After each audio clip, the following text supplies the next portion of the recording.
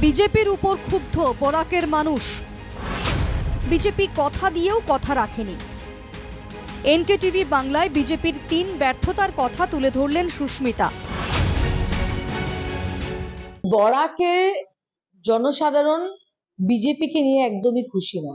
আমি 2-3টা কারণ বলি, যেটা বরাকের ব্যাপার, তারপরে আমি জাতীয় স্তরের কথা বলবো। ডিলিমিটেশনে 2টো সিট কম হলো, মুখ্যমন্ত্রী আসলেন এবং বললেন বরাকের মানুষ খুব খুশি। এটা বরাকের মানুষের অপমান। 2 নম্বর, আমি মনে করি যে মুখ্যমন্ত্রী বললেন যে গ্রেড 3 আর গ্রেড 4 চাকরি বরাকের ছেলেমেয়েরা পাবে, লোকাল রিজার্ভেশন হবে। নির্বাচনের পরে উনি ঘোষণা করলেন যেটা সম্ভব। প্রাইম মিনিস্টার মোদী কালীনগরের মাঠে বললেন যে পেপার মিল চালু হবে। পেপার মিল বন্ধ হয়েছে এবং আজ পর্যন্ত কোনো নতুন ইন্ডাস্ট্রি বরাক ভ্যালিতে হয়নি। বরাক উপত্যকাকে ব্রিটিশ কলোনিতে পরিণত করেছে বিজেপি।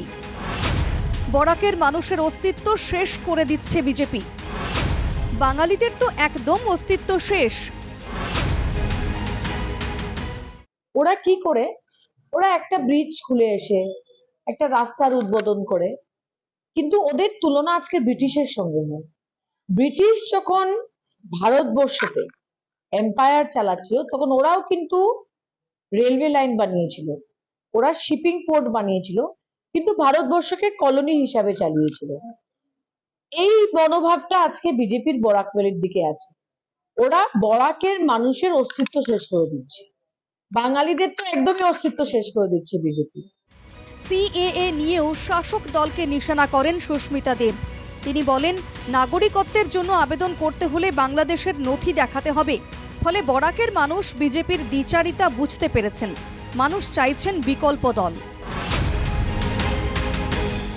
আজকে বরাকের দিকে তাকালে একটা সাধারণ মানুষ জানে না যে ও এনআরসিতে যে কাগজ দেখিয়েছিল এটা কি হলো। বরাকের মানুষকে ভাওতা দিয়ে ভোট নেওয়া হয়েছিল যে কা আসছে সব হিন্দু বাঙালিরা বেঁচে যাবে। এখন দেখা যাচ্ছে যে বাংলাদেশের কাগজ দেখাতে হবে। বাংলাদেশের কাগজ কে দেখাবে? তো আমি মনে করি যে বরাকের মানুষের ভিতরে এই আবেগটা রয়েছে এবং বরাকের মানুষ প্রায় 2021-এর পর থেকে একটা বিকল্প দল খুঁজছে। এদিন সুস্মিতা দেব স্পষ্ট করে জানান, তৃণমূলের কোনো ভোট ব্যাংক নেই। বিজেপি, কংগ্রেস, এআইইউডিএফ এর ভোট তাঁরা ভাঙবেন। ফলে তাঁরা কোনো দলের এ বা বি টিম হয়ে কাজ করছেন না। আমি 30 বছর পলিটিক্স করেছি and I am a mature politician.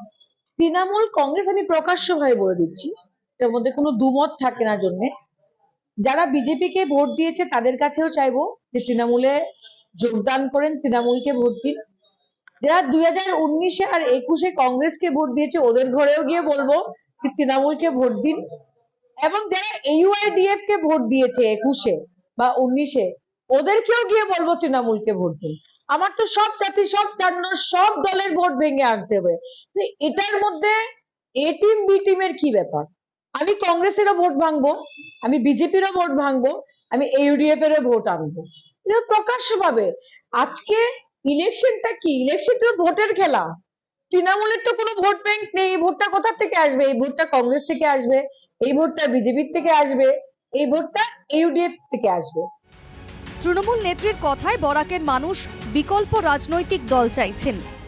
কিন্তু প্রশ্ন হলো, বরাকের মানুষ কি তৃণমূল কংগ্রেসকে গ্রহণ করবেন? শিলচর থেকে পাপলু দাসের রিপোর্ট, এনকেটিভি বাংলা।